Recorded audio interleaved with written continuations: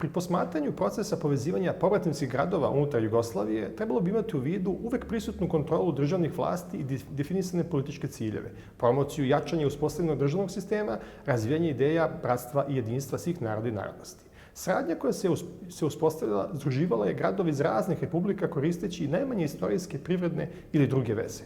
U slučaju Goražda i Kraljeva, poveznica je bila učestvovanje boraca Četvrtokraljevačkog bataljona u oslobođenju ovog bosansko-hercegovačkog grada 26. januara 1942. godine.